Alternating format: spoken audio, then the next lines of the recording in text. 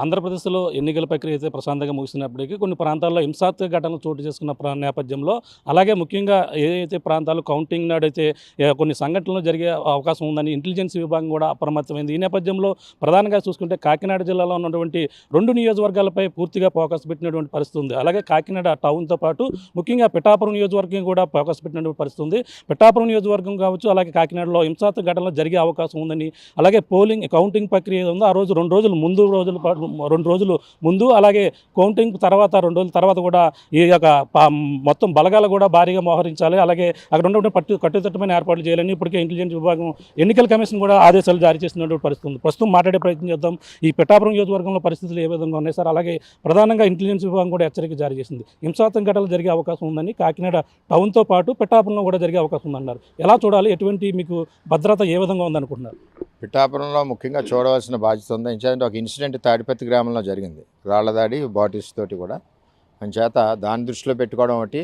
ఇక్కడ జనసేన పార్టీ అధ్యక్షులు పవన్ కళ్యాణ్ గారు పోటీ చేస్తున్నారు కాబట్టి ఏదో విధంగా ఈ ఎలక్షన్ను పాడు చేయాలి, ఓడించాలి, ఏదో ఒక కార్యక్రమం చేయాలనే ఉద్దేశంతో జగన్మోహన్ రెడ్డి డైరెక్షన్తో వైఎస్ఆర్సీపీ నాయకులందరూ ఉన్నారు. అదే పరిస్థితి కాకినాడ కాన్స్టిట్యున్సీలో కూడా ఉంది. ఈ రెండిట్లోని అభద్రతాభావంతో ప్రజలు కూడా ఉన్నారు. రెండవది, మేము కూడా ఈవేళ జిల్లా ఎస్పీ గారిని కలిసి ఈ విషయాలు ఆయనకు స్వయంగా తెలియజేసి, అదేవిధంగా ఏదైతే కౌంటింగ్ జరిగే ఏరియాలో ఈవీఎంస్ మిషన్స్ ఉంటాయో అక్కడ భద్రత తీసుకోవాల్సిన, పటిష్టమైన భద్రత తీసుకోవాల్సిన బాధ్యత ఉంది. అది ఏవైనా కుయుక్తులతో కానీ, పన్నాగంతో కానీ, ఎవరైనా మరి గూండాలతో కానీ ఏ విధమైన దాడి జరిగినా, ఇంకోటి జరిగినా అక్కడ ఎక్విప్మెంట్ ఉంటుంది. ఎక్విప్మెంట్లో రిజల్ట్స్ ఉన్నాయి కాబట్టి ఆ యొక్క పర్టికులర్ ఏరియా కౌంటింగ్ ఏదైతే జరుగుతుందో దాని మీద పటిష్టమైన భద్రత, పటిష్టమైన బందోబస్తు చేయాలి.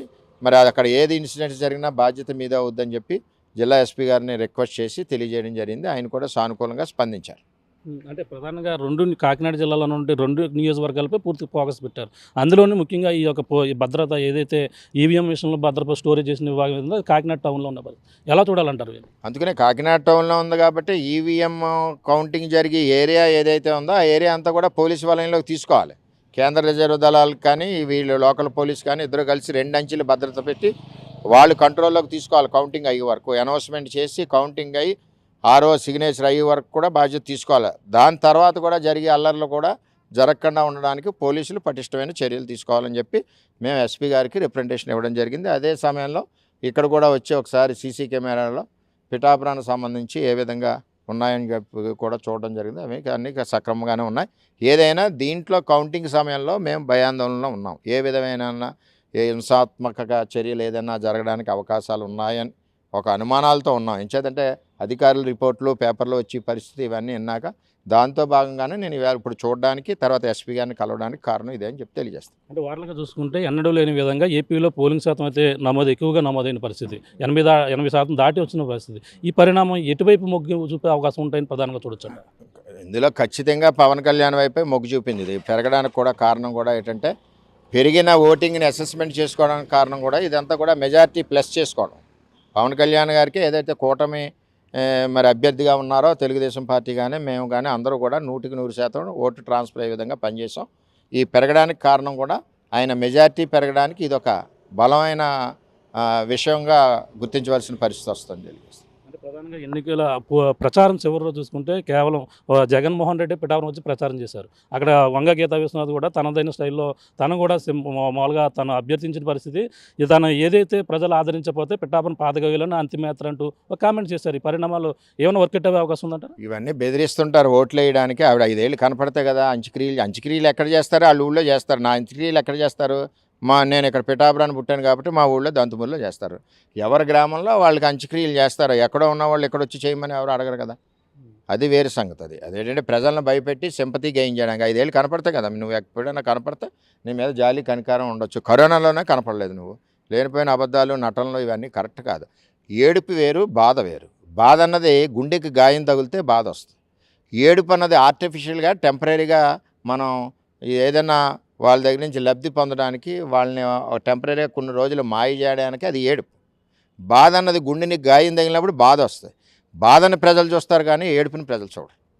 అంటే ఫైనల్గా చూసుకుంటే మీరు ఎంతో కష్టపడి పనిచేశారు. ప్రధానంగా దాని ప్రతిఫలం ఎలా ఉండబోతుందంటారా? అలాగే నిన్నటి వరకు పవన్ కళ్యాణ్ అంటే రాష్ట్ర వ్యాప్తంగా కూడా అందరికీ కూడా తెలుసు.